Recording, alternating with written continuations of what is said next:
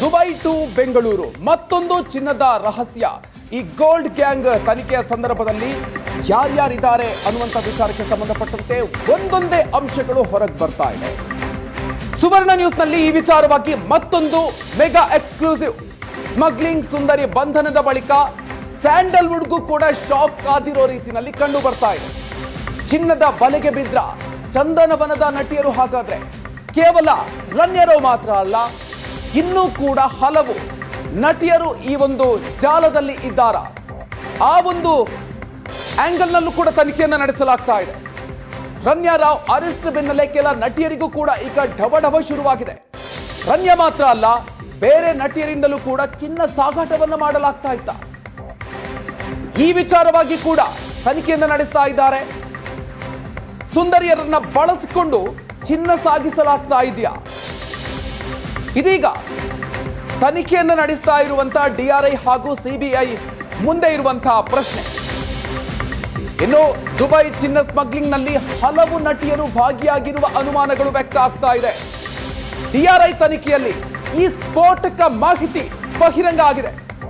ದುಬೈನಿಂದ ಕಳ್ಳಹಾದಿಯಲ್ಲಿ ಚಿನ್ನ ಸಾಗಿಸುವ ಜಾಲ ದೊಡ್ಡ ಮಟ್ಟದಲ್ಲಿ ಆಕ್ಟಿವ್ ಆಗಿದೆ ಅನ್ನುವಂಥದ್ದು. ನಟಿಯರನ್ನ ಬಳಸಿಕೊಂಡು, ಇನ್ನೂ ಕೂಡ ಹಲವು ನಟಿಯರನ್ನ ಬಳಸಿಕೊಂಡು ಈ ರೀತಿಯಾಗಿ ಚಿನ್ನವನ್ನ ದುಬೈನಿಂದ ಭಾರತಕ್ಕೆ ತರಲಾಗ್ತಾ ಇತ್ತು, ಕರ್ನಾಟಕಕ್ಕೆ ತರಲಾಗ್ತಾ ಇತ್ತು.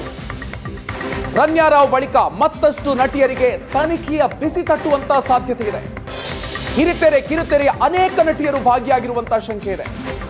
ನಿರಂತರವಾಗಿ ದುಬೈಗೆ ಹೋದವರಿಗೆ ಶಾಕ್ ಆಗಿದ್ದೆ. ಹಾಗಾದ್ರೆ ಯಾರೆಲ್ಲ ನಿರಂತರವಾಗಿ ದುಬೈಗೆ ಹೋಗಿ ಬರ್ತಾ ಮಾಡ್ತಾ ಇದ್ರು, ಅವರೆಲ್ಲರನ್ನು ಕೂಡ ಈ ಹಿನ್ನೆಲೆಯಲ್ಲಿ ತನಿಖೆಯನ್ನು ನಡೆಸುವಂತಹ ಸಾಧ್ಯತೆ ಇದೆ.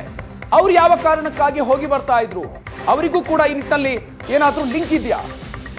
ಅದೀಗ ಸಾಕಷ್ಟು ಕುತೂಹಲ ಮೂಡಿಸಿರೋದು. ಸಿಬಿಐ ಅಧಿಕಾರಿಗಳು ಆ ನಿಟ್ಟಿನಲ್ಲೂ ಕೂಡ ತನಿಖೆಯನ್ನು ನಡೆಸಲಿದ್ದಾರೆ.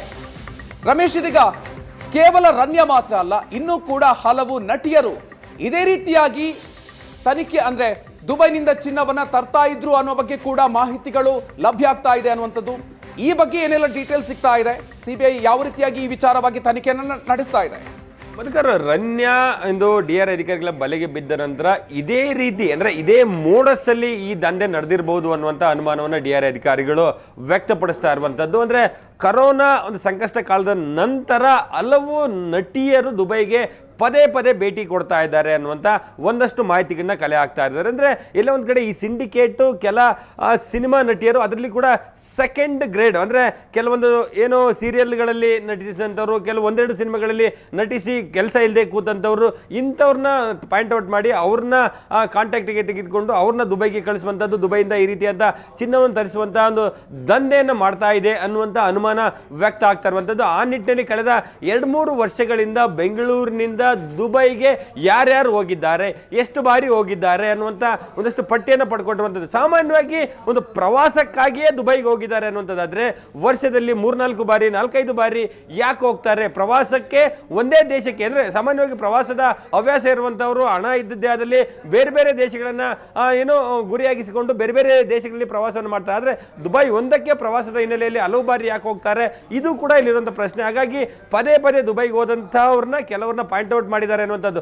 ಇಂತಹ ನಟಿಯರಿಗೆ ಒಂದು ಕಡೆ ಹಣದ ಆಮಿಷವನ್ನ ಒಡ್ಡಿ, ಅಂದ್ರೆ ನಿಮಗೆ ಇಷ್ಟು ಚಿನ್ನವನ್ನ ತಂದ್ರೆ ಇಷ್ಟು ಹಣವನ್ನ ಕೊಡ್ತೇವೆ ಅಂತೇಳಿ ಆಮಿಷವನ್ನು ಒಡ್ಡಿಸಿರುವಂತದ್ದು ಒಂದು ಕಡೆ ಕಂಡು ಬರ್ತದೆ. ಮತ್ತೊಂದು ಕಡೆ ದೊಡ್ಡ ಸಿನಿಮಾಗಳ ಆಫರ್ಗಳನ್ನ ಇದರಲ್ಲಿ ಎಲ್ಲ ಒಂದು ಕಡೆ ಅವರಿಗೆ ಕೊಟ್ಟಂತೆ ಕಾಣ್ತಾ ಇರುವಂತದ್ದು. ಹಾಗಾಗಿ ಸಿನಿಮಾಗಳ ಆಫರ್, ಸಾಮಾನ್ಯವಾಗಿ ಒಬ್ಬ ನಟಿ ಒಂದೆರಡು ಸಿನಿಮಾಗಳಲ್ಲಿ ಅಥವಾ ಯಾವುದೋ ಒಂದು ಧಾರಾವಾಹಿಗಳಲ್ಲಿ ಅಂದ್ರೆ ಆಕ್ಟ್ ಮಾಡಿದಂಥವ್ರಿಗೆ ಒಂದು ದೊಡ್ಡ ಸಿನಿಮಾದ ಚಾನ್ಸ್ ಸಿಗುತ್ತೆ ಅನ್ನುವಂಥದ್ದಾದ್ರೆ ಒಂದು ರಿಸ್ಕ್ಗಳನ್ನು ತೆಗೆದುಕೊಳ್ಳಿಕ್ಕೆ ಕೆಲ ನಟಿಯರು ಮುಂದೆ ಆಗ್ತಾರೆ. ಅಂದ್ರೆ ಅಂತಹವ್ರನ್ನ ಗುರುತಿಸಿ ಈ ಒಂದು ದಂಧೆಗೆ ಬಳಕೆ ಮಾಡಿಕೊಂಡಿರಬಹುದು ಅನ್ನುವಂಥ ಒಂದು ಅನುಮಾನಗಳಿರುವಂಥದ್ದು. ಹಾಗಾಗಿ ಕಳೆದ 3-4 ವರ್ಷಗಳಿಂದ ಪದೇ ಪದೇ ಯಾರು ದುಬೈಗೆ ಹೋಗಿ ಬಂದಿದ್ದಾರೆ, ಅವರು ಯಾಕೆ ಹೋದ್ರು, ಅಲ್ಲಿ ಏನ್ ಖರೀದಿ ಮಾಡಿದ್ರು, ಅವ್ರಿಗಿರುವಂತ ಕಾಂಟ್ಯಾಕ್ಟ್ಸ್ಗಳೇನು, ಅವರಿಂದ ಏನಾದ್ರು ಚಿನ್ನ ಬಂದಿರಬಹುದಾ, ಈ ರೀತಿಯಾದಂತಹ ಅನುಮಾನ ವ್ಯಕ್ತಪಡಿಸಿಕೊಂಡು ಒಂದು ಪಟ್ಟಿಯನ್ನು ಸಿದ್ಧಪಡಿಸಿಕೊಂಡು ಅವರ ಮೇಲೆ ನಿಗಾ ಇಡುವಂತ ಮತ್ತೆ ಅವ್ರನ್ನ ವಿಚಾರಣೆಗೊಳಪಡಿಸುವಂತ ಸಾಧ್ಯತೆಗಳು ಕೂಡ ಮೇಲ್ನೋಟಕ್ಕೆ ಕಂಡು ಬರ್ತಾ ಇರುವಂತಹದ್ದು. ಮಧುಕರ್,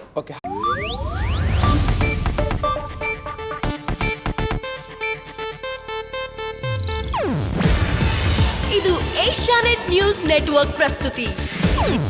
ನೀವು ನೋಡ್ತಿದ್ದೀರಾ ಏಷ್ಯಾನೆಟ್ ಸುವರ್ಣ ನ್ಯೂಸ್.